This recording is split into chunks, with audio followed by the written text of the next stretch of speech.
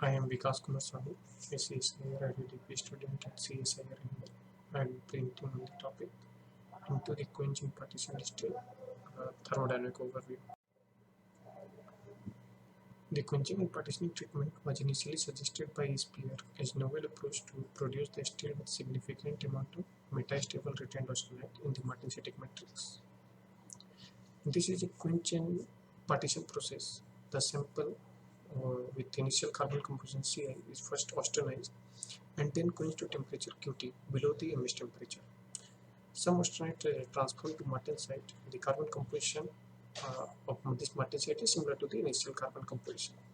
Then it is raised to temperature Pt, partitioning temperature, where the carbon from the supersaturated martensite partition to returned austenite. Thus, this carbon stabilizes the retained austenite on final quenching. Now, on final quenching, a significant amount of retained austenite is observed due to carbon enrichment, and some martensite are formed from this enriched carbon, and these are termed to be the secondary martensite. To explain quenching partition process, Speer introduced a new equilibrium condition called constant carbon equilibrium. To explain the constant carbon equilibrium, he has assumed few things. First, substitutional atoms are completely immobile. Second, carbon atoms are completely mobile. And third, the carbon diffuses until its chemical potential is equal in ferrite and austenite. This is schematic of free energy versus composition diagram. Figure A shows the full equilibrium where the common tangent line touches the free energy curves of both the phases, and the intersection of this common tangent with the free energy axis gives the chemical potential of iron in both the phases are same. Similarly, the chemical potential of carbon in both the phases are same. Now, figure B shows the free energy versus composition diagram showing the constant carbon equilibrium. As explained earlier, in constant carbon equilibrium, the chemical potential of carbon in both the phase needs to be the same. Only the chemical potential of carbon. So here two cases are shown, possible cases. And the case one, here the carbon chemical potential of carbon in alpha and gamma are same. Similarly, in case two, chemical potential of carbon in alpha and gamma are equal. Now the question arises that are the substitutional elements are completely mobile, or since if the substitutional elements are completely mobile, each austenite martensite interface are mobile or immobile. So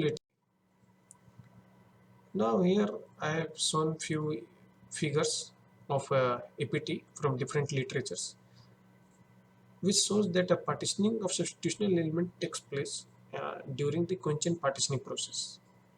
The composition and the partitioning temperature for respective figures are mentioned. Now in figure A, the partitioning of manganese and some amount of silicon has taken place.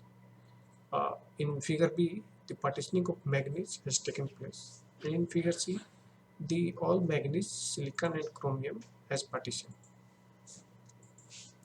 Now since the partitioning of substitutional elements has taken place, so obviously there will be migration, interface migration.